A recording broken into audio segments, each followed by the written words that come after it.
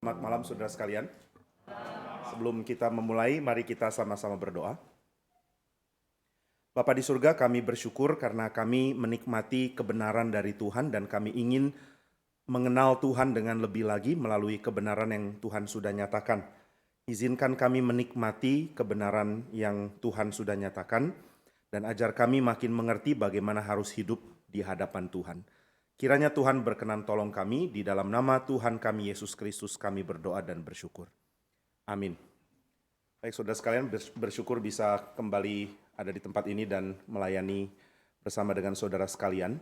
Nah, tema kita adalah mengenai logika dan iman dan hidup.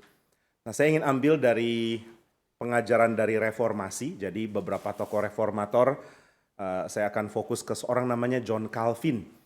Tetapi saya juga akan bahas sedikit dari seorang bernama Philip Melanchthon. Ini dua tokoh penting karena Calvin adalah penerus dari reformasi di Swiss. Jadi reformasi dimulai dari pekerjaan Tuhan lewat Martin Luther di tahun 1517. Lalu setelah itu dari Swiss juga ada tokoh reformator bernama Zwingli. Nah, dari Luther ada generasi penerus namanya Philip Melanchthon. Dan Zwingli ada yang melanjutkan, ada beberapa, salah satu yang paling penting adalah John Calvin. Meskipun Calvin sendiri tidak langsung mengambil dan mengikuti pikiran Zwingli, tapi mereka sama-sama dari Swiss. Nah, kenapa logika harus dikaitkan dengan teologi dari reformasi? Karena ternyata para tokoh reformator ini bergumul tentang apa itu logika, tentang apa itu berpikir dengan benar. Nah, jadi saya ingin bahas dulu pertama pengertian umum tentang logika. Baru nanti kita lihat bagaimana pengertian tentang logika ini berkembang di dalam sejarah gereja. Lalu ketiga, bagaimana kritik dan juga respons dari orang-orang di dalam zaman reformasi. Nah, kita mulai dari yang pertama, apa itu logika? Nah, simpelnya sebenarnya kalau ditanya, apa sih logika itu? Logika ini berarti saudara mengetahui prinsip berpikir, ada aturan berpikir. Orang pertama yang menyadari ini adalah seorang filsuf Yunani zaman klasik. Nah, kalau saudara dengar ada perkataan klasik, Yunani klasik. Ini bukan musik klasik ya. Yunani klasik berarti zamannya tiga orang penting, namanya Socrates, kemudian Plato, lalu Aristotle. Ini tiga orang yang dianggap menjadi tokoh utama di dalam filsafat Yunani dan periode mereka disebut klasik. Nah, mirip dengan musik klasik. Kalau saudara mau ketat memahami periode musik klasik, maka saudara akan mengatakan ada tiga nama juga. Ada orang namanya Joseph Haydn, kemudian ada Wolfgang Amadeus Mozart, dan juga ada Ludwig van Beethoven. Ini tiga orang yang jadi tokoh utama di periode klasik. Setelah Beethoven orang biasanya bilang musik romantik, sebelumnya Baroque gitu ya. Nah, demikian juga dengan filsafat. Jadi ada tiga orang yaitu Plato, Aristotle, dan sebelumnya Socrates. Inilah yang disebut dengan zaman klasik. Nah, tokoh yang ketiga namanya Aristotle, dia yang merumuskan tentang cara berpikir. Karena dia berbeda dengan Plato. Plato mengatakan kita ini bisa mengerti kebenaran kalau kita kontemplasi, merenung ke dalam. Memikirkan tentang apa yang saya sudah tahu, tapi saya lupa. Ini teorinya Plato. Jadi menurut Plato, kita semua tadinya adalah jiwa-jiwa yang mulia. Roh-roh yang mulia. Dan ada di dalam dunia yang bagus, namanya dunia ideal. Nah, dunia ideal ini bagus sekali. Sayangnya kita yang tadinya roh terperangkap di dalam fisik tubuh. Nah, waktu kita melayang-layang di dunia ideal, lalu kita akhirnya terperangkap di dalam dunia fisik, kita melewati sungai namanya sungai Lethe. Saudara kalau tahu kata Aletheia, bacanya sebenarnya Aletheia ya. Aletheia atau bacanya Aletheia. Itu artinya tidak lupa, karena lethe artinya lupa. Jadi aletheia artinya tidak lupa sebenarnya simpelnya. Nah, jadi saudara menurut Plato, kita ini tadinya ada di dunia ideal dan kita tahu seluruh kebenaran. Seluruh teori kita tahu. Nah, kalau kita sudah tahu seluruh kebenaran, kenapa sekarang kita perlu belajar? Plato bilang, karena kamu lewatin sungai Lethe. Dan sungai ini bikin lupa. Jadi saudara lewat sungainya lalu saudara minum. Rohnya minum ya. Kemudian saudara lupa. Maka waktu dilahirkan jadi bayi nggak tahu apa-apa kan. Lihat mama bingung, ini siapa? Mama, oh mama, baru mulai mengingat kembali. Nah, maka kata Plato, kita ini sudah lupa karena minum sungai Lethe. Tetapi meskipun kita lupa, kita masih mungkin mengingat kembali. Jadi belajar menurut Plato adalah mengingat kembali. Merenung ke dalam, jangan keluar. Karena menurut Plato kalau kamu belajar dari luar, ya kamu tidak akan dapat kebenaran karena apa yang kamu pahami dari luar itu bersifat subjektif. Misalnya kalau saudara bilang ruangan ini dingin, itu fakta atau cuma perasaan subjektifmu? Ada yang bilang ruangan ini dingin, tapi ada juga yang mengatakan enggak, saya kepanasan di sini. Jadi ini ruangan panas atau dingin, tergantung orang yang merasa kan. Berarti kalau kamu memahami dari luar dirimu, itu subjektif, itu bukan kebenaran. Lalu bisa tahu kebenaran dari mana dong? Dengan merenung ke dalam, kontemplasi, merenung. Maka bagi Plato kalau mau belajar ya belajar dengan cara merenung. Kalau mau belajar latihan paling bagus itu adalah latihan matematik kalau menurut Plato. Karena matematik bagi dia adalah mengenai dunia ideal, bukan dunia yang ada di sini. Jadi yang mau pintar mesti belajar matematik dan merenung. Sambil belajar matematik sambil bikin puisi mungkin ya, atau sambil belajar musik. Jadi bermusik, merenung, dan matematik. Ini 3 kunci sukses. Saudara bilang, saya oke dengan merenung, tapi kurang oke dengan matematik gitu mungkin ya. Nah jadi saudara sekalian, menurut Plato, semua kebenaran ada di dalam saya, tapi saya perlu cari tahu, saya perlu merenung, saya perlu kontemplasi. Ini ditentang sama Aristotle. Jadi Aristotle ini muridnya Plato, tapi dia sering tidak setuju sama gurunya. Mereka sering debat, tapi Plato ini orang yang sangat suka orang pinter. Maka meskipun dia sering debat dengan Aristotle, dia mengatakan sebenarnya ya, yang paling saya sukai dengan sekolah saya, Plato kan bikin sekolah namanya Akademia. Plato bilang yang paling saya suka tentang sekolah saya adalah di sekolah saya ada Aristotle. Lalu mahasiswa, murid-murid lain mengatakan, terus kami bagaimana? Oh kalian juga saya suka, karena kalian bayar uang gitu ya. Jadi saya suka kalian untuk uangnya, tapi saya suka Aristotle karena dia pinter. Nah, jadi Aristotle bikin Plato emosi kadang-kadang karena dia terus tanya, terus kritik. Dan Plato kadang-kadang nggak bisa jawab. Nah, salah satu yang Aristotle kritik adalah Plato membuat pengamatan jadi tidak penting. Bagaimana bisa tahu? Ya pikir ke dalam. Aristotle bilang, enggak dong, kalau engkau ingin tahu, pahami dari luar. Mengerti dengan mengamati, mengerti dengan belajar. Tapi Plato tanya, loh kalau kamu belajar, nanti kamu bersifat subjektif memahami objek yang kamu pelajari. Kamu melihat sesuatu, kamu bisa bilang bagus, orang lain bisa bilang jelek. Berarti bisa nggak ada kesepakatan dong. Nah karena ini, Aristotle mulai pikir, kalau gitu harus ada aturan. Kalau saya melihat alam atau saya mempelajari apapun yang di luar, saya harus punya cara berpikir supaya orang yang melihat hal yang sama, memakai cara berpikir yang sama juga. Jadi menurut Aristotle ada hukum berpikir, ada aturannya pikiran kita bisa disebut benar. Maka dia kritik Plato. Plato mengatakan pengamatan membuat kita subjektif. Karena apa yang saya amati, saya tulis, saya ajarkan, akhirnya sesuatu yang cuma saya tafsirkan. Itu bukan fakta, tapi itu cara saya melihat fakta. Misalnya saya lihat ada seekor binatang kecil, misalnya seekor anjing masih kecil. Lalu saya mengamati dia, makin lama makin besar jadi seekor anjing yang besar. Maka saya mengatakan anjing ini dari kecil bisa jadi besar karena dia sejenis anjing. Lalu ada orang tanya, kenapa dia bisa disebut sejenis anjing? Apa yang membuat dia menjadi seekor anjing? Sisi apa yang membuat dia mempunyai sifat keanjingan? Ini memang benar-benar kayak gitu mereka ngomong ya. The dogness of a dog gitu ya. Jadi kalau lihat filsafat mereka memang agak lucu jadinya. Apa yang membuat seekor anjing jadi seekor anjing? Apa yang bikin kuda jadi kuda?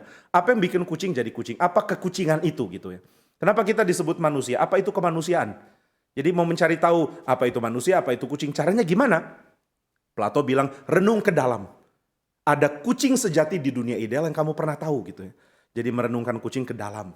Aristotle bilang menggelikan gitu ya. Merenungkan kucingnya, lihat kucingnya, ngapain direnung-renungkan? Saudara sudah lihat kucing lalu mimpi-mimpi, oh kucing kan enggak. Jadi amatilah kucing, tapi Plato tanya, loh kalau amati kucing, terus kamu bisa menafsirkan dengan caramu tentang kucing, orang lain bisa menafsirkan dengan cara mereka jadinya. Jadi apa yang kita lihat dari dunia selalu bias, selalu subjektif. Nah ini yang membuat Aristotle mengatakan tidak subjektif. Karena waktu kita pelajari, pikiran kita itu hanya bisa bertindak kalau ada aturan. Umpama gini, saudara lihat ada seekor kucing warna hitam. Besoknya saudara pergi dari Surabaya, saudara pergi ke Jakarta. Saudara lihat kucing warna putih. Saudara pergi lagi ke Jogja, saudara lihat kucing warna kuning atau coklat misalnya. Maka saudara ambil kesimpulan, warna kucing beragam, macam-macam warnanya. Kenapa bisa ambil kesimpulan begitu? Karena saudara sudah lihat contoh yang beda-beda. Nah berarti otak saudara mengambil kesimpulan yang sah menurut Aristotle. Karena orang lain juga akan berpikir dengan cara yang sama. Waktu orang lain lihat dan mengambil kesimpulan, mereka akan lakukan hal yang sama. Nah jadi menurut Aristotle sebenarnya ada cara berpikir yang benar dan ada yang salah. Jadi kita mesti berpikir benar, baru kita bisa berdiskusi dengan orang lain tentang penyelidikan kita. Saudara sudah menyelidiki alam, saudara mau bikin laporan tentang alam, logikanya harus jalan, atau jangan ngomong logika dulu kan, kita belum sampai ke logikanya ya. Jadi ada aturannya, ada prinsipnya, kalau prinsipnya nggak dipakai nggak bisa. Nah saudara, kalau saudara salah ambil kesimpulan, saudara nggak mungkin bisa mengajar kan. Umpama saudara lihat di pinggir sungai ada ikan yang terdampar di darat. Lalu ikan itu menggelepar-gelepar. Nah kira-kira saudara mau menafsirkan apa ya? Kenapa ikannya menggelepar? Lalu saudara mengatakan kayaknya ikan ini kesetrum. Kenapa kesetrum? Karena aku pernah melihat ada orang kesetrum dan menggelepar. Oke, contoh yang sadis ya. Nggak apa-apa lah ya, contoh aja. Jadi ikan ini lagi kesetrum. Nah ini kesimpulan sah atau tidak, adil atau tidak, benar atau tidak? Nggak benar. Kenapa nggak benar? Karena engkau mengambil satu contoh yang salah untuk ikan. Kamu tidak boleh samakan ikan dengan orang yang kesetrum. Atau ikan itu menggelepar dan lalu saudara bilang, oh ikan ini lagi ngambek. Loh, kenapa ngambek? Karena anakku kalau ngambek ya menggelepar. Gitu misalnya. Jadi sama seperti anakku menggelepar, ikan ini juga menggelepar. Orang akan bilang, kayaknya kesimpulanmu salah deh. Kenapa salah? Karena ada aturan berpikir. Kamu kalau mau berpikir, kamu harus bedakan kategori dulu. Ini lagi ngomongin apa? Kamu tidak bisa melihat seekor sapi, lalu menilai seekor gajah pakai sapi. Itu kan? Saudara lihat gajah dengan belalai yang panjang, lalu saudara lihat sapi dan mengatakan, oh sapi, malangnya engkau, di mana hidungmu yang panjang? Loh enggak, sapi enggak punya belalai. Jadi saudara enggak boleh salah kategori, karena kalau salah kategori, saudara akan salah menafsirkan. Nah berarti bagi Aristotle, jangan melihat ke dalam kalau mau tahu kebenaran. Jangan merenung ke dalam, tapi amati, tapi pakai aturan waktu mikir. Nah ini yang nanti berkembang jadi ilmu logika. Karena logika berarti saudara berusaha untuk memperkatakan logos. Memperkatakan dengan aturan. Nah jadi Aristotle mulai berpikir bahwa untuk berpikir ada aturan. Saya bisa berpikir dan saya tahu ada cara berpikir benar, ada cara berpikir salah. Mungkin saudara pernah dengar contoh yang Pak Tong pernah pakai di Speak ya. Ada seorang perempuan yang sangat mencemburui suaminya. Dia selalu cemburu sama suaminya. Maka setiap kali suaminya pulang kantor dia selidiki. Dari bahu sampai sepatu. Pokoknya kalau ada rambut perempuan berarti kamu selingkuh gitu ya. Dia cari dan ketemu ada rambut perempuan. Laki-laki itu kaget. Saya nggak ngerti kenapa bisa ada rambut. Nggak tahu itu rambut atau bukan. Atau ketiup dari mana. Saya nggak pernah selingkuh. Saya setia kepadamu. Istrinya nggak percaya, nangis-nangis. Kamu selingkuh. Akhirnya besoknya suaminya sudah hati-hati. Pokoknya jangan ada rambut apapun. Rambut kucing pun nggak boleh gitu. Jadi dia bersihkan semuanya. Lalu dia pulang ke rumah, istrinya lagi-lagi curiga. Selingkuh ya? Enggak, saya nggak pernah selingkuh. Saya cek dulu. Dia cek baju suaminya, dia cek celana suaminya, dia cek sepatu suaminya. Nggak ada satu rambut pun. Istrinya nangis lagi. Oh, kamu selingkuh. Loh, kan nggak ketemu ada rambut kan? Iya, kali ini kamu selingkuh dengan perempuan botak. Gitu ya. Ini kan cara berpikir yang nggak nyambung ya. Jadi ada cara untuk mengambil kesimpulan. Nah ini yang Aristotle populerkan, bukan temukan ya. Ada yang tanya sama saya, Pak, memangnya Aristotle menemukan logika? Bukan. Dia menciptakan logika? Bukan. Aristotle nggak menciptakan logika, dia menemukan. Mirip dengan siapa tuh yang kejatuhan apel? Newton ya. Ya, dia nggak menemukan gravitasi, dia nggak menciptakan gravitasi, dia menemukan gitu kan. Nah jadi Aristotle itu menemukan logika, dia menemukan bahwa ternyata ada cara berpikir yang sehat. Nah ini yang akhirnya jadi populer di dalam tradisi Aristotelian. Kalau tradisi Platonis itu lebih cenderung merenung. Jadi kalau saudara senang baca Plato, mungkin saudara tipe orang yang suka merenung. Kalau saudara baca Aristotle, mungkin saudara orang yang lebih suka mengamati, lebih bersifat scientific. Yang suka Aristotle biasanya ilmuwan, yang suka Plato biasanya sastrawan. Kalau saudara suka melukis dan punya jiwa seni dan juga suka mengamati, ya saudara berarti suka dua-duanya gitu ya. Nah, jadi ada aliran baru nih dari Aristotle yang mengatakan bahwa filsafat adalah tentang cara berpikir, bukan cuma tentang merenung atau menemukan tentang konsep besar. Jadi cara berpikir yang benar itu bagaimana? Nah, bagaimana cara berpikir benar? Wah, Aristotle ini menulis buku banyak sekali ya, jadi kita nggak mungkin bahas dalam saat ini, dan saya juga bukan seorang ahli Aristotle. Nah, tapi ada beberapa hal yang kita bisa rangkum. Menurut Aristotle, cara berpikir yang logis berarti saudara bisa mengambil kaitan yang baik dan benar, dan itu diketahui jika saudara dengan adil berpikir. Jadi menurut Aristotle, semua orang itu bisa punya cara berpikir yang sehat. Tapi kita banyak dikacaukan dengan hal-hal lain. Nah, tapi kalau kita mau ambil waktu berpikir, maka kita akan tahu ada hal yang logis dan ada yang tidak. Saudara, ini sesuatu yang dulu Plato pernah tanya. Plato pernah tanya, apa itu belajar? Belajar itu berarti saya nggak tahu, saya ingin tahu dari orang lain. Tapi bagaimana mungkin kalau kamu nggak tahu, kamu nggak bisa tahu karena kamu nggak tahu gimana orang lain mau kasih tahu. Dan kalau kamu sudah tahu, ngapain orang lain kasih tahu? Saudara belajar karena sudah tahu atau belum tahu? Kalau belum tahu, bagaimana bisa dikasih tahu kan? Nah, maka Plato menganggap belajar itu agak sulit kalau kita tidak memahami dengan cara merenung ke dalam. Bagaimana belajar? Belajar berarti orang lain kasih tahu apa yang saya belum tahu. Ya, itu nggak mungkin. Karena kalau kamu tidak tahu, kamu nggak mungkin belajar. Kalau saya beritahu sekarang kepada saudara tentang ilmu fisika nuklir, saudara bisa ngerti nggak? Saudara bilang, nggak bisa Pak, tapi Pak Jimmy juga nggak tahu kan? Iya, saya juga nggak tahu, ini cuma contoh. Nah, jadi kalau saya menceritakan kepada saudara sesuatu yang saudara nggak ngerti, saudara nggak mungkin belajar.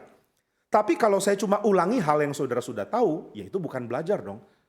Saya bikin seminar, tiba-tiba saya menemukan satu teori penting. Saudara-saudara, 5 tambah 5 adalah 10. Saudara bilang, udah tahu, nah, itu bukan belajar. Jadi kalau sudah tahu nggak perlu belajar, kalau belum tahu nggak bisa belajar. Terus apa itu belajar? Aristotle mengatakan, semua orang punya prinsip pikiran sehat yang sering diabaikan. Jadi berpikir logis itu ada di dalam diri semua orang. Kalau saudara bilang, wah saya mengamati di dalam pergaulan perempuan itu nggak logis, misalnya contoh ya, laki-laki yang sering ngomong gini ya, perempuan kurang logis, lebih pakai perasaan, laki-laki itu lebih logis. Tapi saya pernah ketemu seorang ibu-ibu yang protes, kenapa orang bilang perempuan kurang pakai logika tapi pakai perasaan, laki-laki lebih sering pakai logika, itu salah katanya. Terus gimana dong? Perempuan banyak pakai perasaan, kurang pakai logika, benar. Laki-laki terlalu pakai ego, nggak pakai logika, itu juga benar katanya. Jadi baik laki-laki dan perempuan nggak ada yang logis. Yang satu terlalu ego, yang satu terlalu perasaan.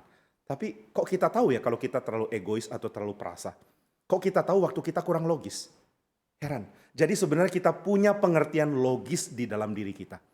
Nah, ini yang kemudian ditekankan oleh Aristotle. Jadi hal pertama, kita semua ngerti kok tentang logika, tentang berpikir logis. Lalu yang kedua, cara berpikir logis itu berarti kita mulai membuat kategori. Kita mulai membuat pemisahan, kita mulai membuat klasifikasi. Pikiran kita bisa mengklasifikasi tentang banyak hal. Jadi kita mesti mulai melihat apa yang kita lihat, lalu kita masukkan ke dalam golongan tertentu gitu ya. Saudara lihat seekor ikan, lalu tiba-tiba saudara mulai memahami ada makhluk yang berenang di air, yang ada sisiknya, dan gerakannya meliuk-liuk gitu ya. Nah, ini golongan tertentu. Lalu saudara lihat kura-kura, saudara tahu ini golongan lain lagi. Kita mulai bikin penggolongan-penggolongan di dalam pikiran kita. Nah, ini akan memudahkan kita belajar. Waktu kita lihat seekor burung, kita bikin penggolongan yang lain lagi. Dan waktu kita bikin penggolongan, kita mulai mencoba mengerti bagaimana golongan itu harusnya dipahami. Jadi saudara makin punya cara untuk mengerti keunikan dan juga hal-hal yang ada pada setiap golongan ini. Nah, ini hal kedua. Jadi menurut Aristotle, pikiran kita akan memberikan kerangka, memberikan kategori, memberikan klasifikasi. Lalu yang ketiga yang dia katakan, bahwa pikiran kita akan menolak segala bentuk penjelasan yang tidak dengan tepat diperkatakan. Jadi logika berkait juga dengan kata-kata yang baik. Saudara memberikan argumen dengan baik dan pikiran kita akan terima. Nah, jadi logika berkait dengan memperkatakan dengan baik. Ada aturan berkata-kata yang tidak boleh dilanggar. Kalau saudara berargumen tidak logis, orang tidak mungkin diyakinkan. Kalau di sebuah pengadilan ada orang mengatakan, Pak, saya yakin terdakwa ini bersalah. Kenapa bersalah? Karena pada waktu hari pencurian saya tidak tahu dia di mana. Loh. Kalau kamu tidak tahu dia di mana pada hari pencurian, kenapa dia yang bersalah? karena berarti dia yang mencuri. Karena saya tidak lihat dia, berarti dia mencuri. Ini logikanya di mana ya? Nah ini saudara langsung nangkep ya. Jadi argumen kayak begini nggak logis. Nah kenapa nggak logis? Karena saudara merasa bahwa ini merupakan sesuatu yang tidak teratur, tidak bisa dirumuskan dengan kata-kata yang tepat atau yang baik. Nah berarti ada pengertian kata-kata yang baik. Ini hal ketiga. Jadi hal pertama, saudara punya sense apa itu logis, apa itu benar, apa itu tidak dalam cara berpikir. Yang kedua, saudara akan mempunyai pengkategorian. Lalu yang ketiga, saudara akan mempunyai penghargaan terhadap argumen dan kata-kata dan penjelasan yang bersifat baik. Gitu. Jadi kalau kata-kata tidak jelas, kalau istilah yang dipakai tidak jelas, nggak bisa.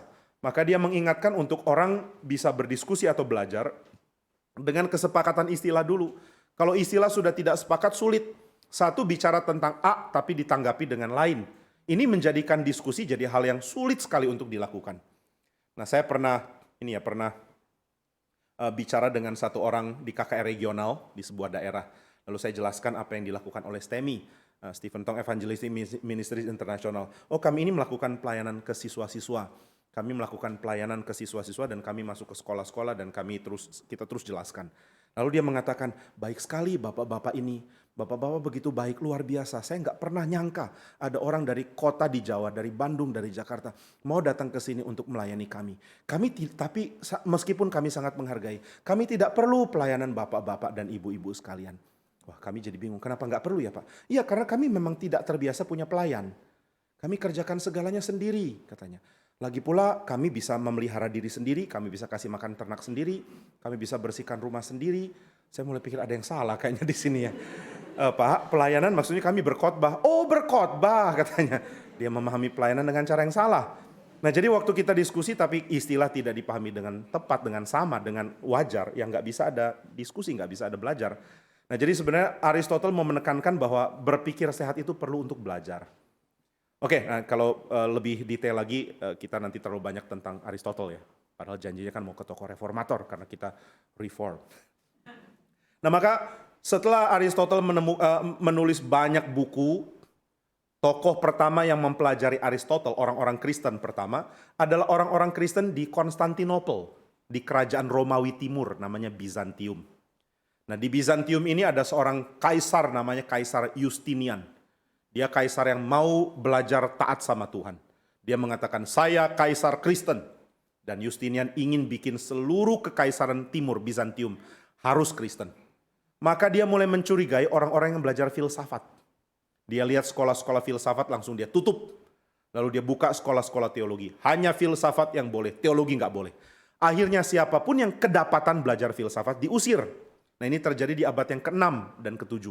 Nah karena banyak yang diusir, karena mereka mengajar filsafat. Akhirnya orang-orang itu pergi dari Turki, dari Bizantium, ke selatan, ke daerah Persia, ke daerahnya orang Islam. Lalu mereka mau hidup di negeri orang, mereka mengatakan, kami mau kerja dong. Kamu kerja apa? Kami pengajar. Wah pengajar, kamu dari mana? Dari Konstantinopel. Semua orang Islam kagum. Karena Konstantinopel kota yang megah sekali. Maka mereka bilang, wah kalau kamu dari Konstantinopel, kamu pasti pinter. Kalau gitu kamu silakan mengajar kami. Akhirnya orang-orang Kristen mulai mengajar orang-orang Islam Aristotle. Mulai mengajar mereka matematik. Mulai mengajar mereka tentang ilmu-ilmu pengetahuan yang mereka pelajari di Bizantium. Makanya di abad yang ke-7, 6 dan 7 ya. Orang Persia itu maju sekali kan. Ini zaman keemasannya Islam. Ada banyak filsuf dan tokoh dan juga ahli matematik dari mereka.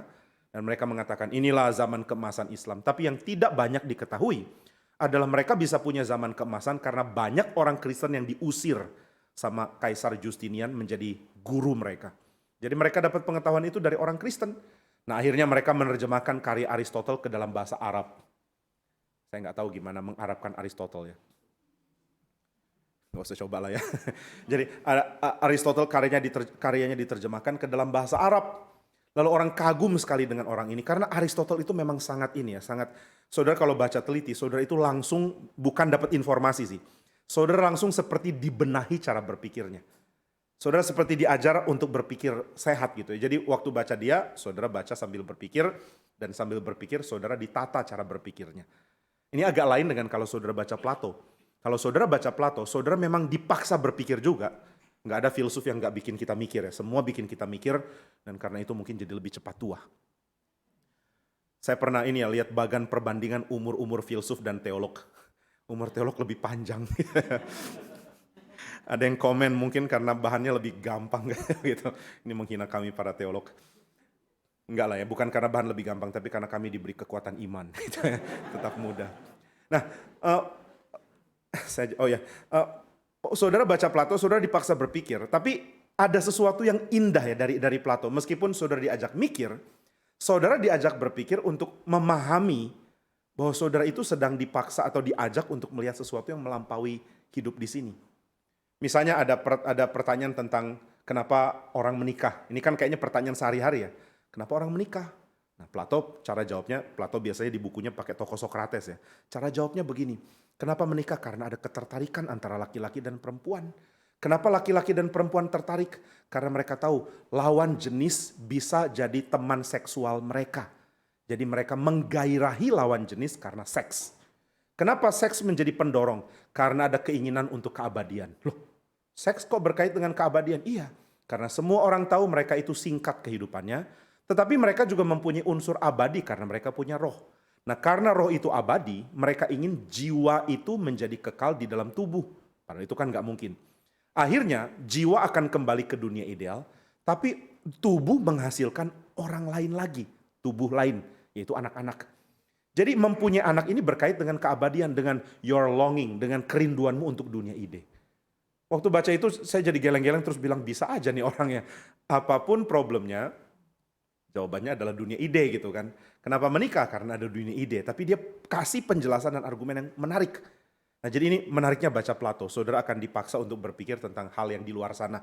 Tapi Aristotle lain, saudara akan dipaksa berpikir untuk mengamati dan menyukai yang saudara amati. Nah ini akhirnya orang sangat kagum dengan Aristotle dan Islam menyebarkan ajaran Aristotle kemana-mana. Mereka bahkan menganggap Aristotle ini adalah salah satu nabi. Itu kan Islam kan apapun siapapun boleh jadi nabi ya. Alexander Agung juga dianggap nabi kan, Iskandar Agung. Nah lalu ajaran ini menyebar sampai ke daerah Spanyol. Spanyol waktu itu masih dikuasai oleh Islam. Nah maka Spanyol belajar Aristotle versi bahasa Arab. Nah Spanyol ada daerah Islam yang bahasa Arab, ada daerah Islam ataupun daerah Kristen yang bahasa Latin. Lalu orang yang bahasa Latin ngobrol-ngobrol sama orang Islam yang bahasa Arab. Lalu tanya, ini buku apa? Aristotle. Nggak ada bahasa Latin ya? Oh yuk kita terjemahin. Mulai diterjemahkan ke bahasa Latin. Lalu orang mulai belajar dan kagum. Akhirnya karena saking kagumnya, Aristotle jadi populer di Paris. Ada seorang namanya Albert the Great. Kalau bahasa Latinnya Albertus Magnus. Karena dia Magnus gitu ya. Albert the Great. Nah dia adalah seorang guru, seorang dosen, seorang biarawan dan juga pengajar. Dulu orang kalau mau belajar ya harus jadi biarawan ya. Scholar adalah biarawan. Nah dia seorang penting sekali, dia seorang profesor di Paris. Dan dia orang pertama yang berani mengakui dia belajar Aristotle. Karena banyak orang Kristen menganggap Aristotle itu adalah filsufnya Islam. Sedangkan filsufnya Kristen itu Plato. Jadi kalau kamu kutip Plato, kamu Kristen. Kalau kamu kutip Aristotle, Islam lah kamu gitu ya. Jadi saudara kutip Aristotle, ya sudah, kamu bukan Kristen, anatema. Nah cuma Albert ini dekat sama Raja Prancis. Jadi waktu dia kutip Aristotle berkata, yang marah-marah diem. Ya lu biasanya marah kalau orang kutip Aristotle. Iya. Ini kenapa nggak dimarahin? Temannya raja gitu ya. Udahlah dia boleh lakukan apapun yang dia mau. Nah akhirnya karena Albert berani menyebarkan ajaran Aristotle, akhirnya satu murid yang sangat berbakat namanya Thomas Aquinas terpengaruh. Thomas mengatakan, saya juga mau belajar Aristotle. Dan akhirnya Thomas menjadi orang yang mendalami Aristotle dan menemukan keindahan untuk menyusun argumen. Nah dia banyak sekali berhutang pada Aristotle untuk menyusun argumen dari buku dia yang terkenal, yaitu Summa Theologiae. Summa Theologica kalau dalam dalam bahasa Inggrisnya, Latin versi Inggris. Nah jadi dia tulis buku yang sangat-sangat tebal ini, bukunya tebal sekali, banyak volume, dan katanya belum selesai karena dia keburu meninggal. Dia meninggal umur 49. Jadi bayangkan kalau dia masih hidup jadi setebal apa buku itu. Ada yang bercanda ya, waktu itu pendeta Billy bercanda mengatakan Tuhan kasihan sama mahasiswa teologi, maka dia dikasih umur pendek katanya. 49 tahun aja bukunya sepanjang begini. Gimana kalau dia hidup terus? Kita yang disusahkan harus baca buku dia.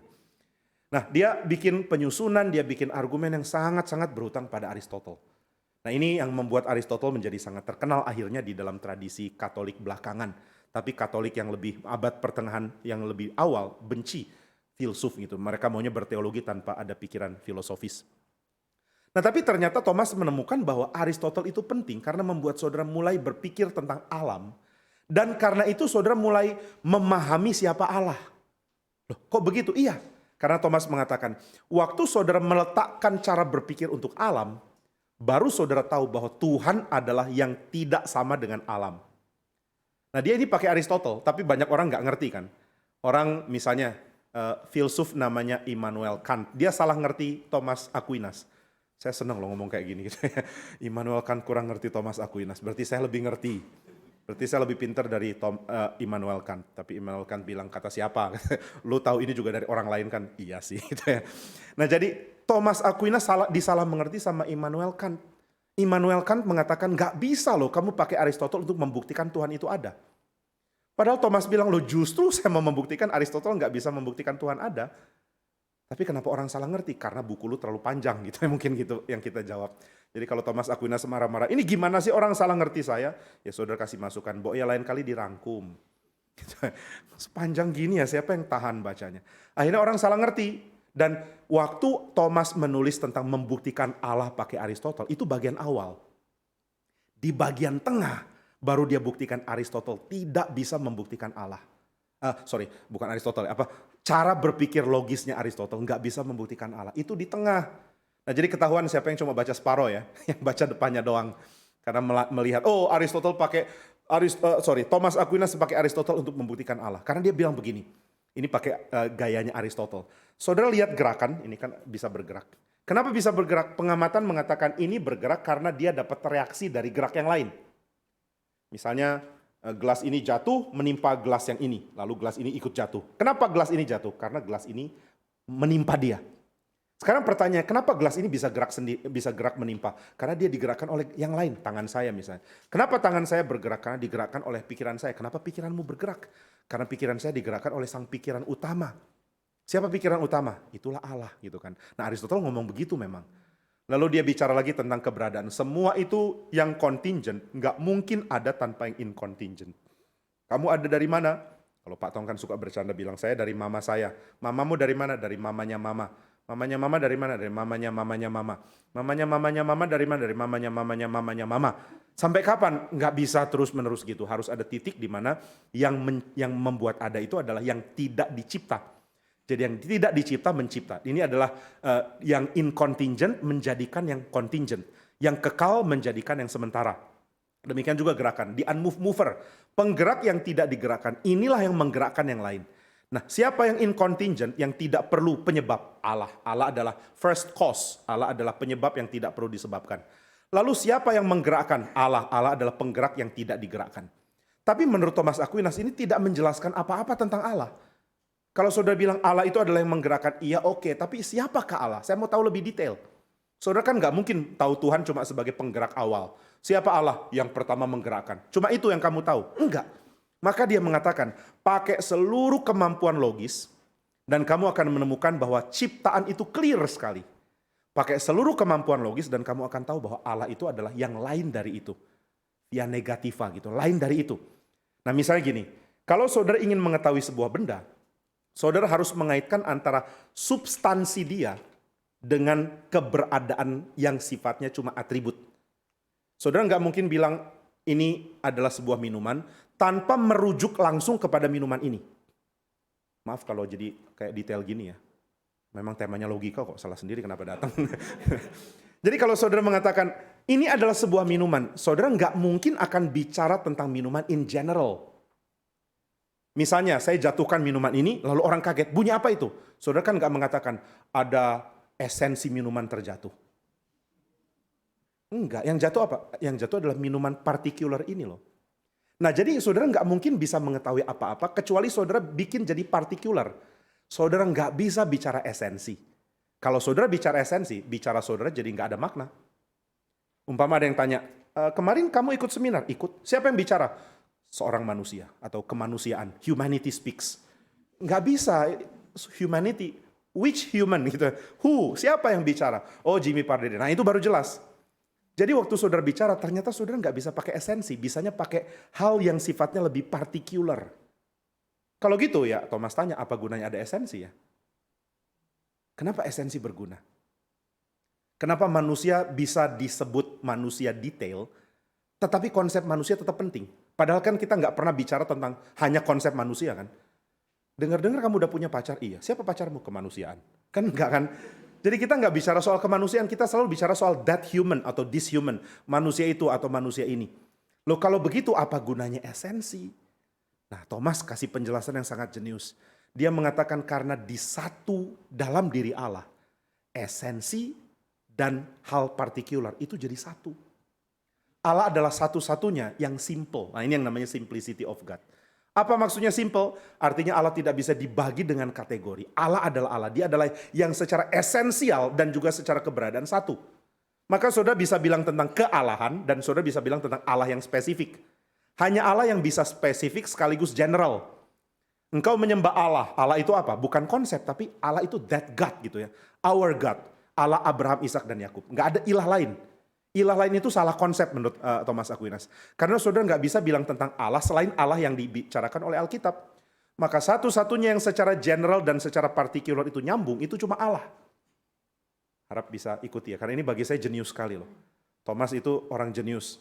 Sampai saking ini ya, dia itu orang yang kalau bicara, dia bisa bicara untuk 4 tema berbeda. Jadi misalnya saudara ajak dia ngomong, dia akan tanggapi saudara. Lalu ada orang lain ajak dia ngomong, dia akan tanggapi saudara berdua. Lalu ada orang ketiga dan orang keempat, nanti dia akan bicara tentang 4 tema kepada 4 orang yang berbeda. Nah, bukan cuma itu, katanya dia akan mendikte bukunya dengan 4 buku berbeda juga. Jadi sekretarisnya ada 4. Kamu nulis yang mana? Yang Summa Theologica Pak. Oh ya, sampai bab berapa? Bab 3. Oke lanjut, gini. Kamu buku yang mana? Yang ini Pak. Oh yang abis ini gini. Loh kok Bapak bisa ingat? Loh kok kamu enggak gitu ya. Dia akan balikan. Orang pintar selalu heran kenapa orang lain enggak sepintar dia gitu ya. Jadi orang kaget, loh Thomas kok kamu pintar banget? Dan Thomas balikin, kok kamu enggak ya? Saya kira semua manusia kayak gini gitu ya. Nah dia mengatakan bahwa kamu enggak bisa bicara soal minuman secara general karena enggak ada gunanya. Kamu perlu minum, iya. Perlu minum apa? Minum H2O. Ya tapi yang mana gitu kan harus jelas. Yang ada di gelas ini. Tapi waktu saudara bicara tentang Allah, saudara akan bicara tentang dia in general dan in specific at the same time, pada waktu yang sama. Dia adalah yang umum, yaitu Allah, dan juga yang khusus, Allah ini. Ada Allah lain? Nggak ada. Nah ini yang menurut Thomas Aquinas, berarti semua pengkategorian itu cuma cocok untuk alam. Nggak bisa untuk Tuhan. Tuhan tidak bisa diberikan kategori. Misalnya tentang hadir, Tuhan hadir di mana? Kalau saudara bilang Allah hadir di sini Pak, sepasti udara segar yang kuhirup. Gitu kan. Jarang nyanyi lagu ini ya nggak boleh sih.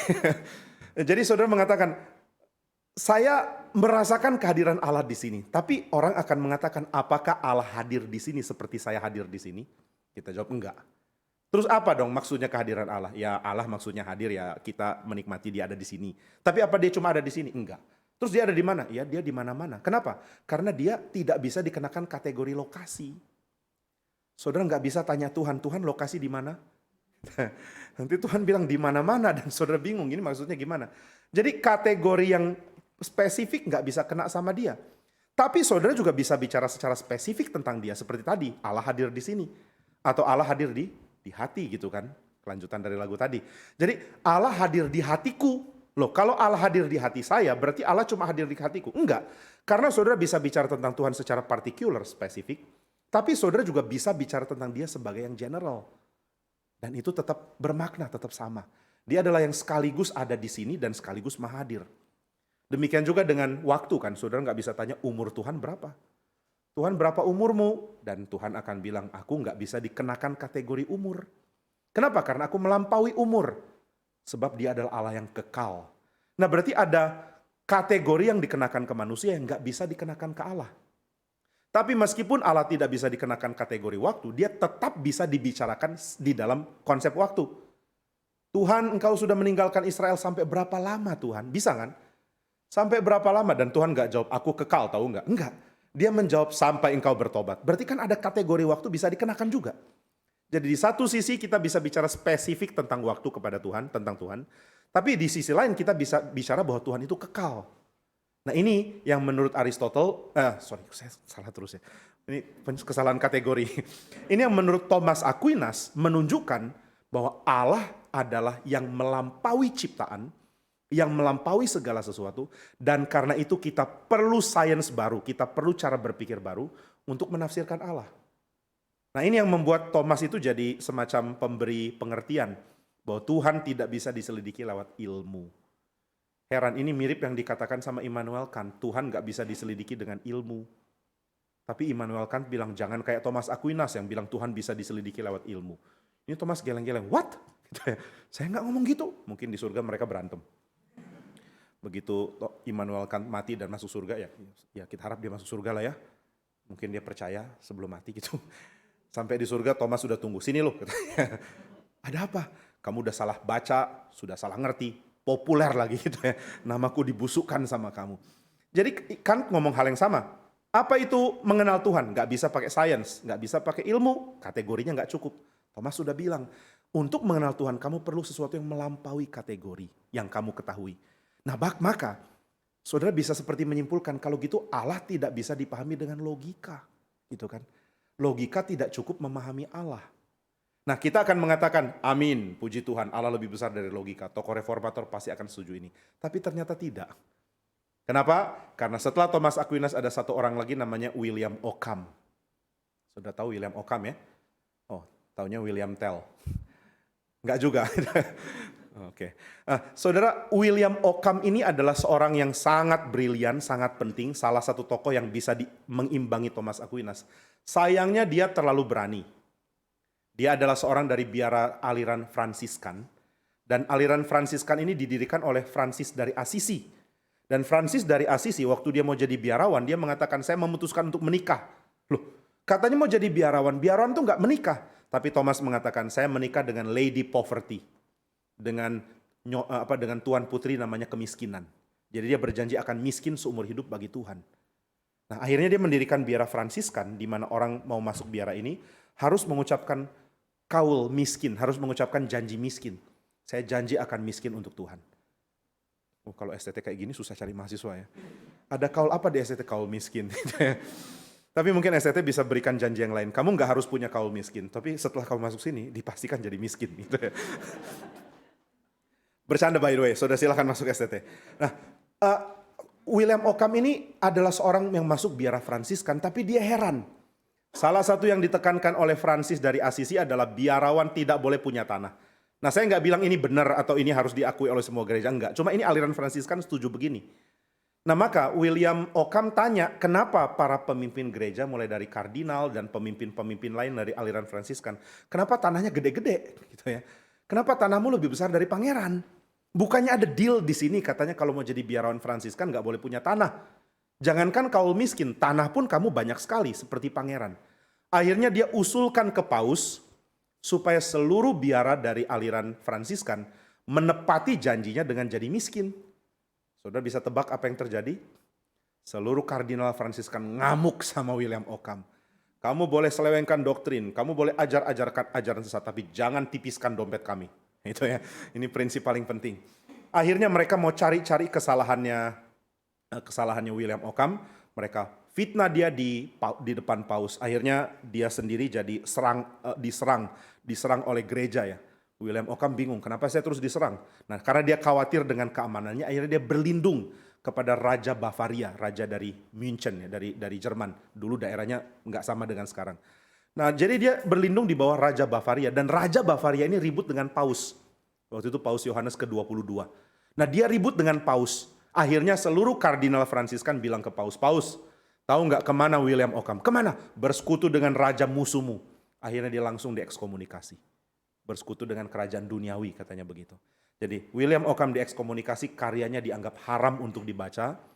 Sampai akhirnya 100 tahun atau lebih setelah dia meninggal, William Ockham menjadi pelajaran wajib baca bagi seluruh orang-orang mau jadi pastor di Katolik. Jadi dia dimurnikan kembali ya, dibersihkan lagi lah gitu. Nah William Ockham ini punya banyak teori yang penting. Salah satunya adalah teori tentang word, tentang kata, tentang firman. Nah dia mengatakan begini, waktu saudara menjelaskan apa ya? Saudara menjelaskan dengan kata-kata kan? Kenapa saudara menjelaskan dengan kata-kata? Karena ada yang saudara lihat. Saudara lihat ada pohon tinggi, saudara bilang pohon yang tinggi. Pohon daunnya hijau, saudara bilang pohon daunnya hijau. Saudara sedang menafsirkan realita. Nah sekarang William Ockham tanya, mana yang lebih real? Yang kamu lihat atau yang kamu perkatakan? Saudara mengatakan ada pohon yang tinggi. Kira-kira pohon yang tinggi itu pohon yang lebih penting atau kata-kata kita? Ockham mengatakan kata-kata. Kata-kata lebih penting daripada yang kamu anggap realita. Yang real itu kata-kata. Wah, orang kan heran, kok begitu? Masa kata-kata lebih real daripada yang realita? Tapi Ockham tanya, bisakah kita memahami realita tanpa kata-kata? Gimana? Saudara mengatakan, coba saudara informasikan ke saya bahwa saudara hari ini mau ke sini tapi kena macet. Coba kasih tahu saya hari ini saudara ke sini tapi kena macet, tapi jangan ngomong. Gimana cara ngomongnya? Nggak bisa ya, jangan ngomong. Gimana menginformasikannya? Nggak bisa. Nah maka menurut William Ockham, kata-kata itu lebih utama daripada apa yang kamu anggap real. Karena begitu kamu lihat sesuatu yang real, kamu akan mulai menamainya. Kamu akan mulai melakukan pengkategorian, dan pengkategorian itu pengkategorian dari kata-kata. Nah maka dia mempelopori aliran yang namanya nominalisme ya, bahwa kata-kata itu yang penting. Jadi waktu saudara lihat ada gelas air lain, saudara bilang ada konsep namanya gelas air yang mutlak. Enggak ada konsep itu. Yang ada cuma kata-katamu. Jadi yang menyatukan seluruh kategori itu kata-kata menurut Ockham. Kenapa ada manusia? Apakah ada kemanusiaan? Enggak, tapi ada kata namanya manusia. Kenapa satu ekor kucing dan seekor kucing lain? Kenapa kita anggap kucing? Kenapa ada kategori kucing? Apakah karena ada kekucingan, kucingness, catness gitu ya? Enggak. Yang ada adalah kata-katamu. Loh kalau begitu yang ada cuma kata-kata. Ockham bilang tidak, karena kata-kata juga kata-kata Tuhan. Nah jadi dia kaitkan bahwa alam semesta ini jadi karena Tuhan berkata-kata. Tuhan berkata-kata maka alam jadi, betul ya? Berarti alam ini terjadi karena Tuhan berkata-kata. Lalu manusia memperkatakan alam dengan kata-kata supaya kita bisa berkomunikasi. Nah maka waktu kita berkomunikasi, kita sedang mengkomunikasikan kata-kata yang digerakkan oleh alam ciptaan Tuhan. Yang Tuhan jadikan juga dengan kata-kata. Sudah makin bingung? Jadi mana yang real? Yang real itu kata-kata. Kenapa kata-kata? Karena Tuhan mencipta pakai kata-katanya dan kita menafsirkan pakai kata-kata. Nah berarti menurut William Ockham, logika dan Tuhan ini nggak bisa dibenturkan. Saudara nggak bisa bilang seperti yang Thomas bilang bahwa logika tidak bisa dipakai untuk menjelaskan Allah. Nah saudara, William Ockham mempengaruhi banyak orang, tapi satu tokoh paling penting yang dia pengaruhi adalah seorang namanya Martin Luther. Martin Luther ini yang bawa pikiran William Ockham ke dalam reformasi. Dia sebenarnya yang bawa Luther ya, yang bawa pikiran yang akhirnya tidak membuat kita pisahkan antara Tuhan dan logika. Nah maka William Ockham mengatakan kalau Tuhan mengatakan maka jadi, Allah mengatakan jadilah terang dan terang itu jadi. Maka sebenarnya signifikan bagi kita untuk mengatakan ini terang. Karena kita berusaha memahami dengan kata-kata di mana Tuhan sendiri menjelaskan kepada kita dengan kata-kata. Tuhan mengatakan Allah adalah Allah yang baik. Ini real. Karena saudara memahami baik dan saudara mendengar Tuhan menggunakan kata baik untuk menjelaskan dirinya. Nah berarti waktu saudara mengatakan Allah itu melampaui logika, ini nggak benar menurut William Ockham. Allah kalau dibilang Allah melampaui logika, maka kita nggak usah ngomong gitu ya. Nggak perlu bicara tentang apapun. Karena apa yang melampaui logika tidak bisa diperkatakan. Dan apa yang tidak bisa diperkatakan nggak jadi real. Yang saudara tidak bisa perkatakan tidak mungkin dianggap real. Kalau saya katakan kepada saudara, saudara ada keberadaan yang tak terjelaskan. Itu udah menjelaskan, saudara bilang keberadaan gitu kan. Berarti keberadaan itu sudah bisa dijelaskan, tapi ada yang nggak bisa dijelaskan. Yang nggak bisa dijelaskan ini nggak bisa dibilang ada. Nah jadi kalau saudara mau bermain filsafat nakal kayak begini ya, saudara bisa tanya sama orang, coba jelaskan sama saya hal yang nggak ada. Gimana caranya? Ada yang mau coba menjelaskan hal yang nggak ada? Pak, saya mau menjelaskan tentang seekor kucing yang kepalanya kayak naga. Itu kan nggak ada kan? Ada, karena saudara bisa menjelaskannya. Waktu saudara jelaskan, saya bisa tangkap penjelasan saudara. Dan saya bisa kaitkan antara kepala seekor naga dan badan seekor kucing gitu ya. Berarti ini ada. Loh, apa kucing berkepala naga ada? Enggak, tapi kepala naga dan badan kucing ada gitu ya. Nah sekarang coba jelaskan ke saya hal yang nggak mungkin saya bisa pikirkan.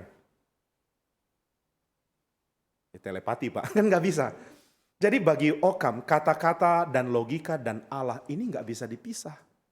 Nah, bisa ngerti ya? Jadi kalau Thomas mengatakan gini, Allah itu lebih besar dari logika. William bilang, masa?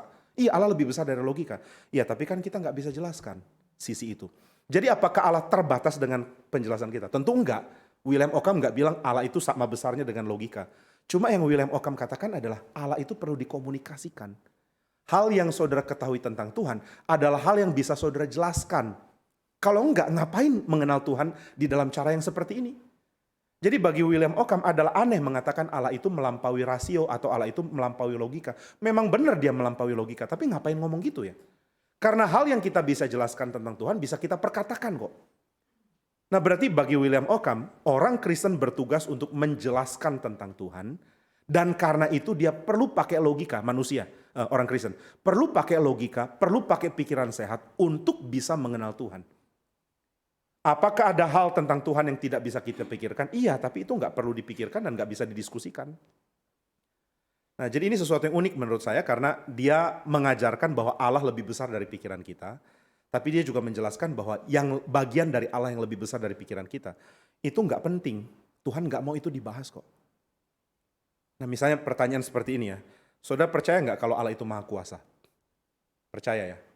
Sekarang saya tanya, apa buktinya Allah maha kuasa?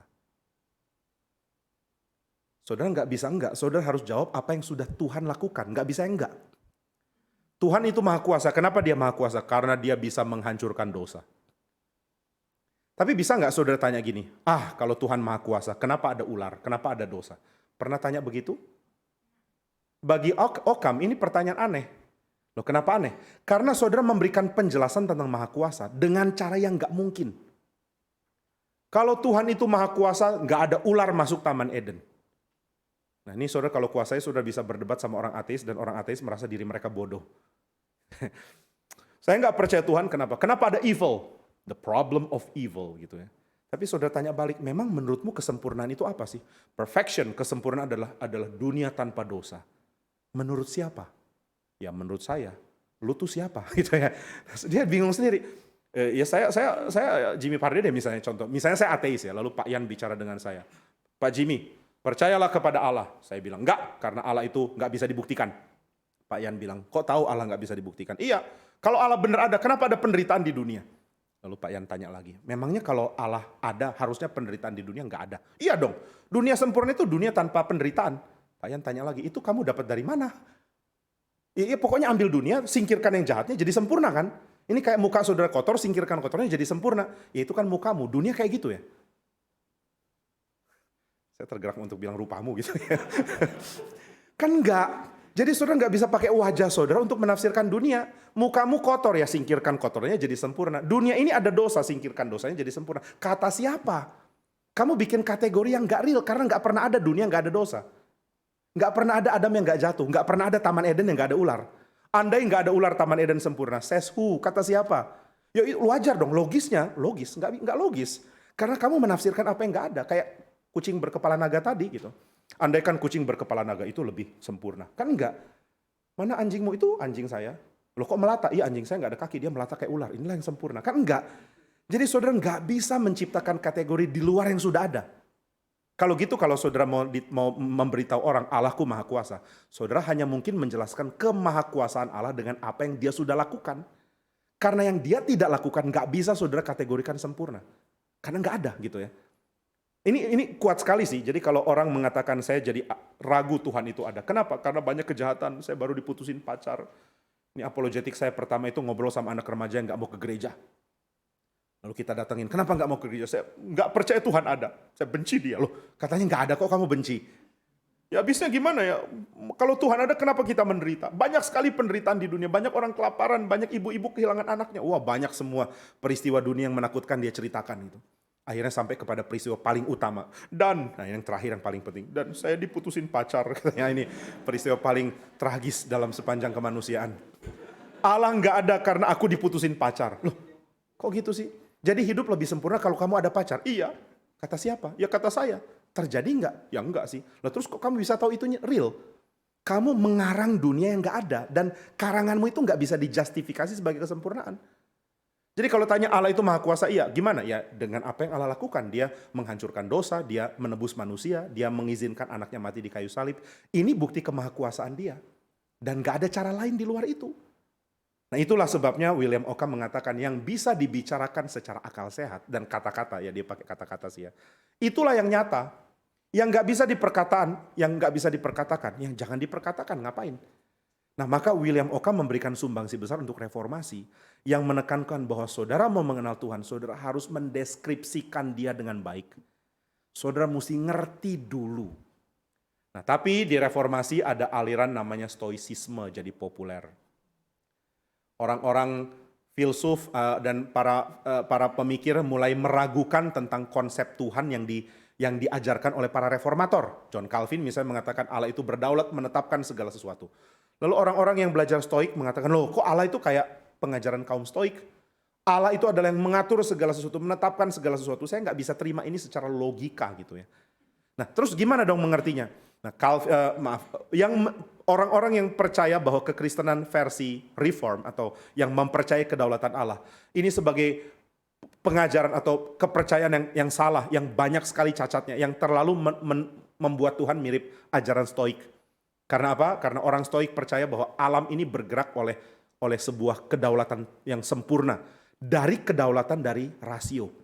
Jadi segala hal yang mengatur dunia ini adalah hal yang bisa kita pahami secara rasional. Saudara bisa memahami segala sesuatu secara akal sehat. Pakai logika. Nah logika ini dikacaukan oleh perasaan saudara.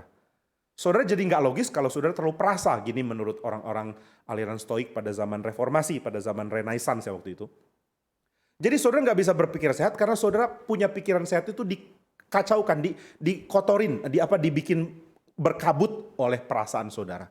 Perasaan bikin kita tidak berpikir logis lagi. Kalau sudah punya perasaan, logikanya nggak jalan. Nah ini yang dikatakan oleh orang-orang stoik. Nah maka banyak yang menafsirkan bahwa kalau kamu mau jadi orang stoik, kamu nggak bisa ngerti Alkitab. Karena Alkitab banyak bicara tentang perasaan manusia. Mazmur coba lihat, banyak sekali perasaan di dalamnya kan. Coba saudara kalau lihat Mazmur, apakah Mazmur bicara tentang kefasihan logika? Daud bermazmur, alangkah indahnya rasio. A tidak mungkin jadi non-A pada waktu yang sama, di dalam metode yang sama. Kan enggak.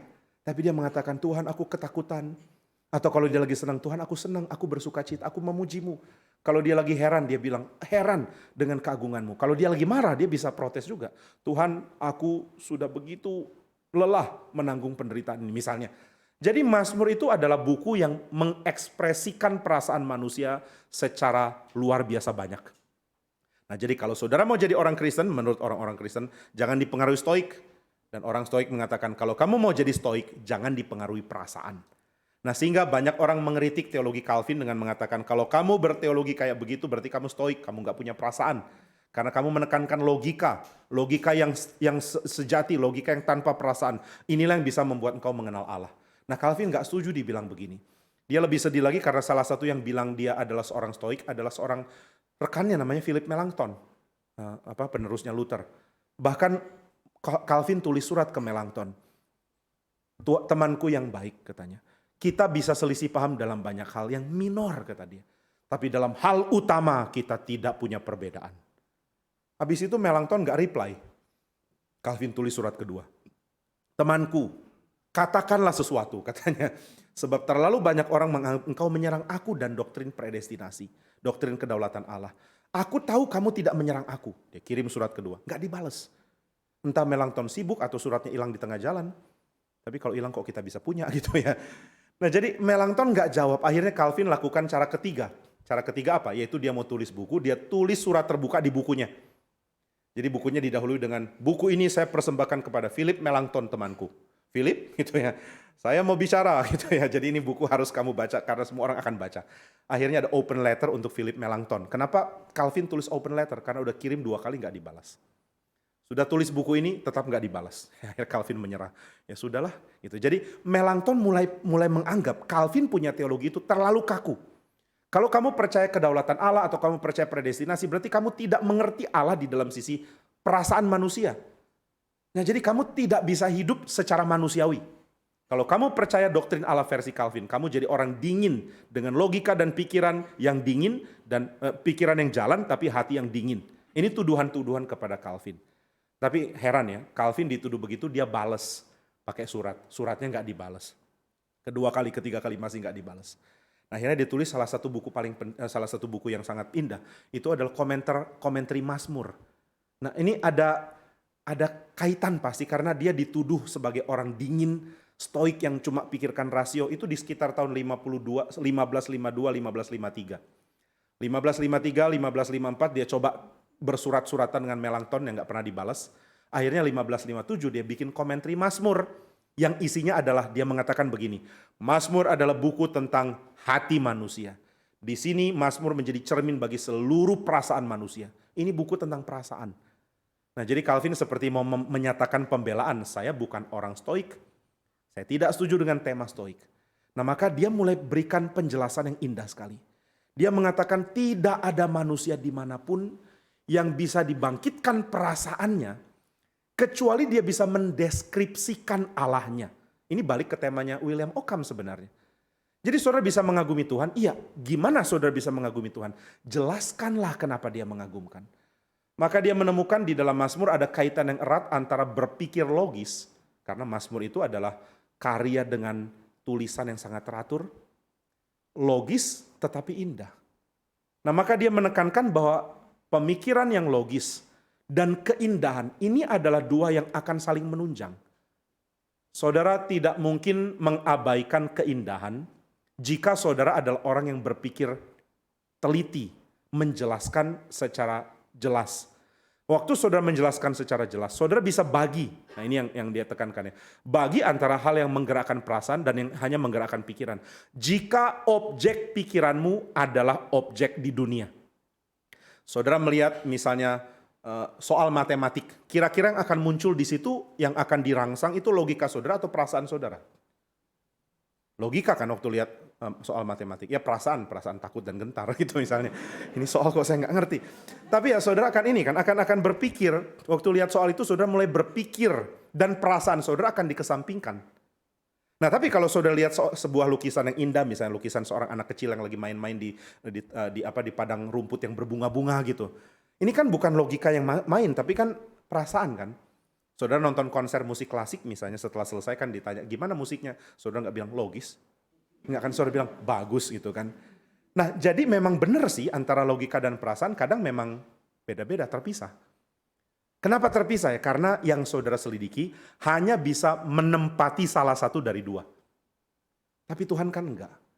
Nah, maka Calvin mau mengingatkan bahwa kesalahan kita membagi antara perasaan dan logika adalah karena kita terlalu terbiasa melihat alam. Dan lupa bahwa Tuhan kita adalah Tuhan yang menciptakan alam. Dia adalah sumber dari segala hal yang logis. Dan dia adalah sumber dari segala hal yang indah. Maka menolak untuk menggunakan logika dan keindahan untuk memahami Tuhan dan perasaan adalah kesalahan yang fatal. Nah, itu sebabnya siapa yang memisahkan antara pikiran dan perasaan waktu mau mengenal Tuhan, dia sedang menafsirkan Tuhan seperti dia menafsirkan dunia ini. Tuhan kok sama dengan dunia? Ini mirip dengan kritiknya Thomas Aquinas. Dunia bukan Tuhan. Kategori untuk dunia nggak bisa dikenakan ke Tuhan. Nah, demikian juga pemisahan antara logika dan perasaan yang saudara dapatkan di dunia nggak bisa dikenakan ke Tuhan. Jika saudara masih pisahkan antara logika dan perasaan untuk mengenal Tuhan, berarti saudara masih menganggap dia mirip dengan ciptaan dan itu dosa kan? Nah, ini sebenarnya kesalahan dari banyak orang di dalam kekristenan. Coba sering nggak saudara dengar perkataan, sudahlah jangan terlalu pakai pikiran, Allah itu iman aja. GRI terlalu banyak pengajarannya gitu kan. GRI terlalu banyak pengajaran. Kenapa sih nggak menekankan perasaan? Saya lebih senang di gereja lain yang ada praise and worship karena di situ menekankan perasaan. Saya dari hari Senin sampai hari Sabtu sudah pakai pikiran dan logika untuk kerja. Masa hari Minggu disuruh mikir lagi? Kenapa harus mikir lagi? Karena Tuhan harusnya nggak usah dipikir gitu kan. Loh, terus Tuhan di apa? Dirasa. Dirasa-rasa gitu ya. Tuhan dirasa bukan dipikir. Oh, berarti kamu menganggap Tuhan kayak dunia. Karena kalau kamu tidak menganggap Tuhan mirip dunia, kalau kamu menganggap Allah adalah Allah, maka kamu akan menyadari dia adalah sumber logika dan sumber kebenaran logis dan sumber keindahan estetika. Sumber segala jenis perasaan yang saudara alami dan miliki. Nah, maka Calvin menawarkan satu hal. Dia mengatakan untuk bisa menghargai atau mengenal Tuhan secara logis dan secara perasaan, maka saudara mesti belajar menangkap dua hal, kata dia. Yang pertama adalah saudara menangkap Tuhan menjelaskan dirinya, lalu saudara menjelaskan ulang. Ini kan gunanya katekismus. Katekismus itu kalau saudara tahu ada tanya jawab, dan biasanya saudara akan diminta mengulangi gitu kan, menghafalkan. Ya apa yang dihafalkan? Tanya jawabnya. Nah berarti saudara belajar untuk menjawab pertanyaan dari katekismus kan. Apakah pengharapan terbesarku bahwa aku dalam hidup ataupun mati adalah milik Tuhan Yesus yang menjadi juru selamatku. Sehingga baik hidup atau mati aku ada di dalam tangan dia misalnya. Ini kan saudara dapat kalimat pertanyaan dan dapat kalimat jawaban. Tanpa sadar saudara sedang menghafalkan jawaban atas pertanyaan ini. Waktu saudara sedang bergaul dengan teman karena sudah terbiasa dengan katekismus, ada yang tanya, ngapain sih kita hidup? Saudara mengatakan supaya bisa damai. Gimana bisa damai? Bahwa saya, tubuh dan jiwa, hidup maupun mati, milik juru selamatku gitu kan. Ini dari katekismus. Jadi saudara, Calvin menawarkan kita untuk belajar mengekspresikan apa yang kita kenal dengan Tuhan dengan kata-kata. Ekspresikan dengan kata-kata. Ini akan memaksa saudara berlogika. Coba jelaskan tentang Tuhan pakai kata-kata. Jangan bilang he's indescribable.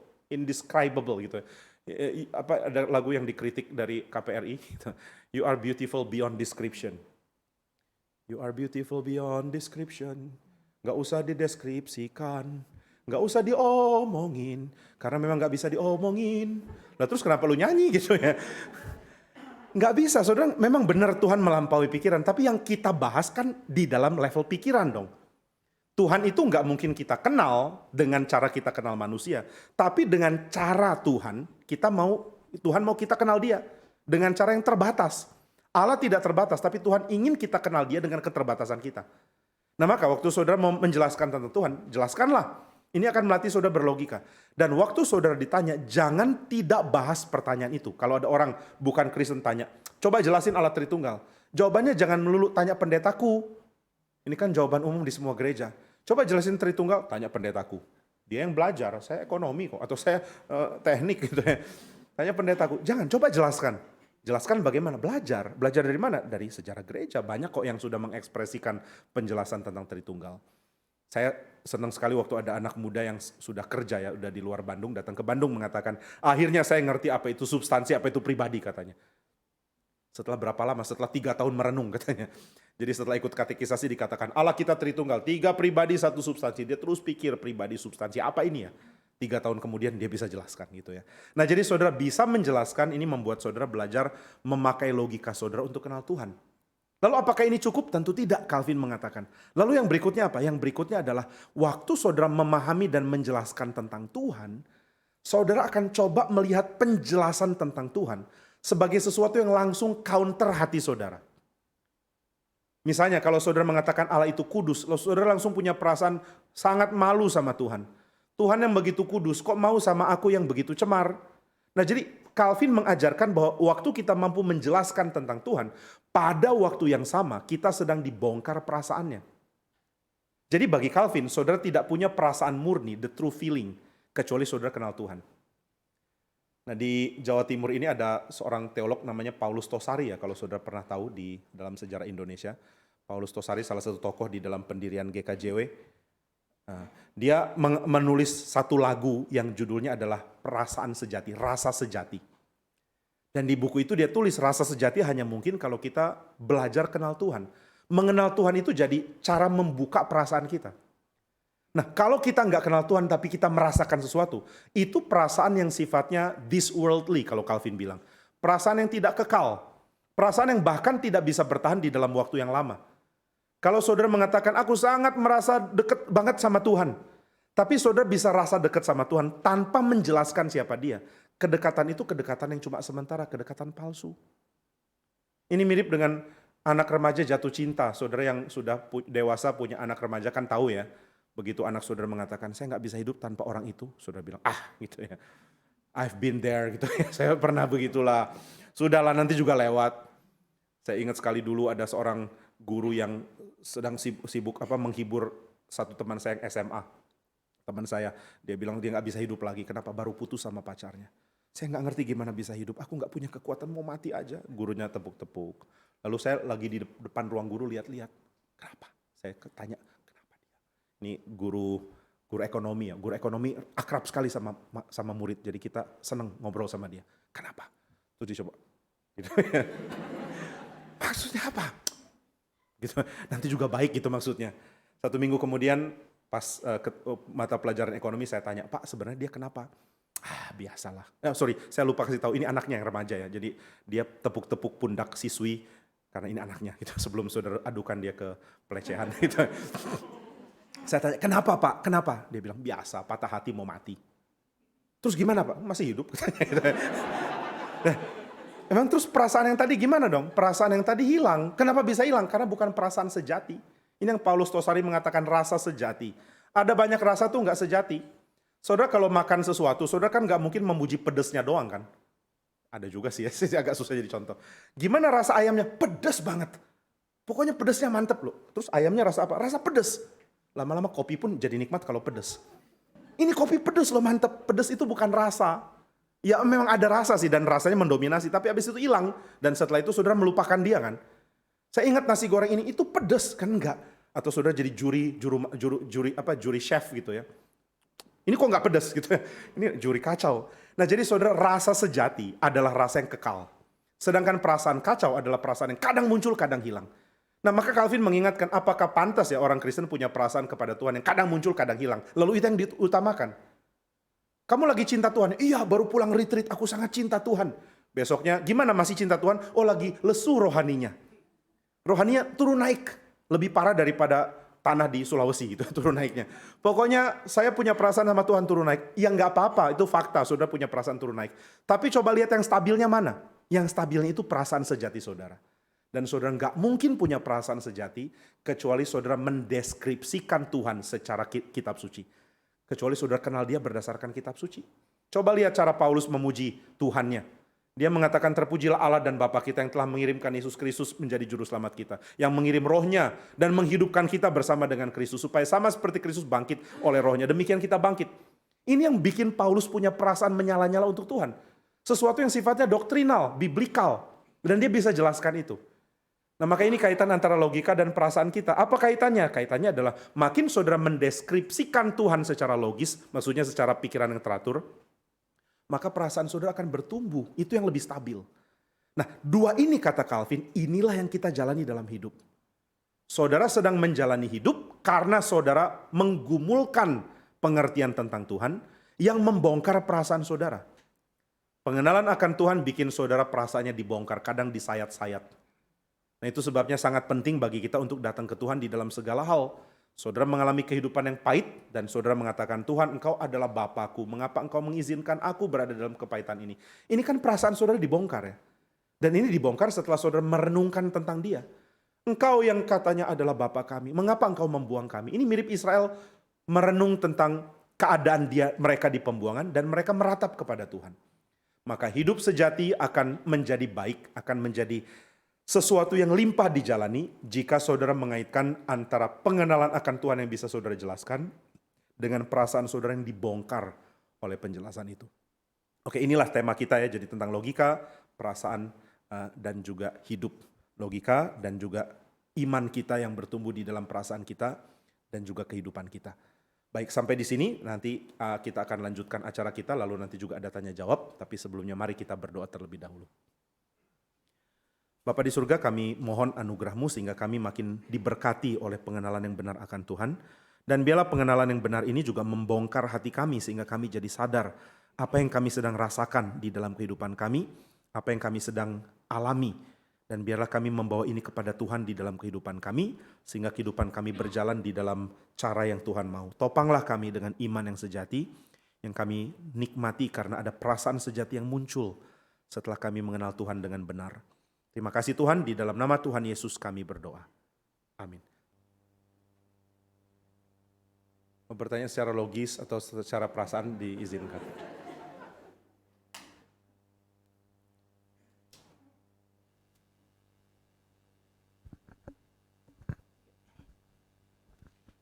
Ya, kalau begitu Pak Jimmy, untuk mengenal Allah, menjelaskan tentang Allah, mana yang terbaik, memakai cara pandang dari sisi manusia, atau kita melihatnya dari kira-kira cara pandang dari sisi Allah, begitu. Jadi saya pernah juga, saya secara pribadi pertama memikirkan bahwa untuk mengenal Allah itu lebih gampang dijelaskan dengan pola pikir kita dari sudut pandang manusia. Tetapi ada juga yang berpendapat itu kurang benar. Yang terbaik adalah dari sisi Allah. Bagaimana pendapat Pak Jimmy? Ya, ini sebenarnya dua school of thought yang penting di dalam sejarah teologi. Jadi yang pertama itu seorang namanya Friedrich Schleiermacher yang mengatakan bahwa berpikir tentang Tuhan itu adalah cara yang paling dilakukan dengan cara yang paling manusiawi. Jadi kita bicara tentang Tuhan dengan cara yang paling mungkin kita mengerti sebagai manusia. Ini dikritik sama Barth, kan Barth dan Schleiermacher ini dua aliran yang saling bertentangan. Barth mengatakan nggak bisa, teologi itu adalah encounter, Tuhan menyatakan diri. Tuhan menyatakan diri, dia yang transenden, dia menyatakan diri, bukan kita yang cari Tuhan. Itu kalau kita cari Tuhan itu namanya teologi from below gitu. Allah itu Allah yang transcend. Nah tapi ada problem di keduanya, Schleiermacher punya problem, Barth juga punya problem. Karena pengikut Barth akhirnya meremehkan sejarah, meremehkan fakta sejarah. Mereka berpikir sejarah nggak sepenting pewahyuan gitu. Jadi apakah di Alkitab, ini contoh lah, Barth nggak begitu tapi pengikutnya atau orang yang dipengaruhi Barth bisa mengatakan, apakah peristiwa di dalam Alkitab benar-benar terjadi? Nggak penting. Sejarah nggak penting, yang penting Tuhan menyatakan diri. Yunus beneran ada nggak? Nggak penting, yang penting Tuhan menyatakan diri. Jangan-jangan Yesus nggak benar-benar ada? Nggak penting, yang penting Tuhan menyatakan diri. Ini mengerikan gitu ya. Nah, jadi ada kebaikan di dalam dua pikiran ini dan juga ada kekhawatiran yang berlebih kalau jadi berlebihan. Maka cara yang paling indah caranya siapa? Ya Calvin. Sombong banget ya orang reform, apa-apa Calvin. Bukan, tapi dia memang jadi inspirasi buat Schleiermacher dan Barth. Kalau ditanya sama Schleiermacher, kenapa kamu mikir gini? Dari mana? Calvin. Barth juga dari Calvin. Loh kok dua-duanya ada dari Calvin, padahal dua-duanya berantem. Kenapa? Karena Calvin mengatakan, starting point harus Allah, nggak bisa kita. Karena Allah itu sudah mengizinkan ada starting point yang di dunia ini dan pikiran kita. Tapi kita berdosa, jadi apapun tentang Tuhan yang ada di sini, yang kita mau bahasakan pakai cara kita, akhirnya malah jadi sesuatu yang menyimpang. Kita jadi membahasakan berhala.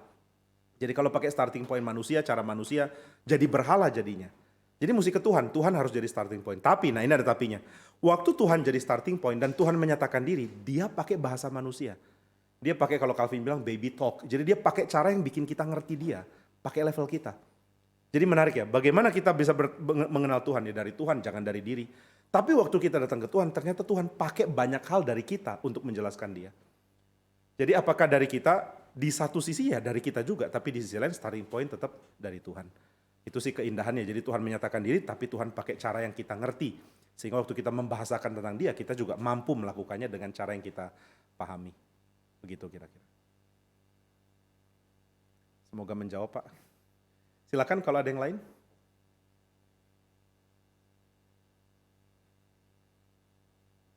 Kalau nggak ada nggak harus dipaksakan ya Pak. Mungkin mereka kasihan sama saya. Oh ada, silakan.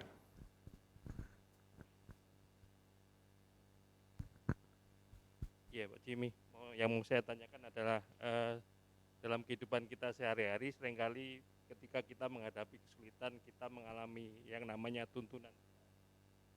Seringkali pada waktu kita mengalami tuntunan Tuhan itu tidak bisa diterima secara logika. Baru setelah kita selesai mengalami kesulitan itu, kita bisa melogikakan apa yang telah Tuhan lakukan. Pertanyaan saya adalah bagaimana sikap kita sebagai orang Kristen ketika kita sedang mengalami tuntunan Tuhan yang secara logika itu tidak bisa kita terima.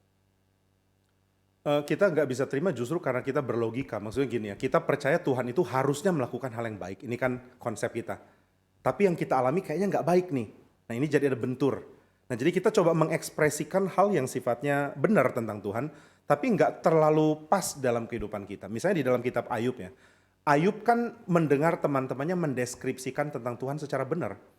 Tuhan itu adil, orang bersalah dihukum dia, nggak salah teman-temannya. Cuma meskipun teman-temannya benar, tapi apa yang teman-temannya katakan itu nggak sesuai untuk konteks Ayub. Nah berarti kan ada cara lain untuk kenal Tuhan, yaitu cara yang sedang Ayub pelajari ini loh. Ayub memahami sisi dari Tuhan yang teman-temannya nggak pahami. Ya Ayub juga nggak bisa paham sih waktu itu, karena dia nggak mengerti kenapa dia dihukum. Ternyata bukan dihukum loh, kalau bukan dihukum kenapa menderita? Kenapa ada penderitaan di dunia ini gitu kan? Nah kalau pakai jawaban Occam sih gampang, memangnya kalau nggak menderita lebih baik kan nggak tahu, karena kita sedang menderita gitu. Jadi kita nggak bisa punya alternatif cara hidup atau alternatif keadaan sih. Cuma kalau Ayub punya jawaban seperti ini, waktu Tuhan akhirnya berbicara dengan Ayub, Tuhan memamerkan kestabilan dari alam. kestabilan dari langit dan juga binatang-binatang. Jadi semua yang harusnya manusia taklukkan, karena kan Tuhan mengatakan taklukkanlah semua binatang yang ada di udara, di laut dan di darat, dan Tuhan mengatakan yang ada di udara, yang ada di laut, di darat semua teratur karena aku yang atur. Berarti Tuhan mengatakan dialah pengatur dan manusia itu alatnya dia gitu. Nah, jadi Tuhan sedang memamerkan keteraturan dan kemampuan dia memelihara lewat alam.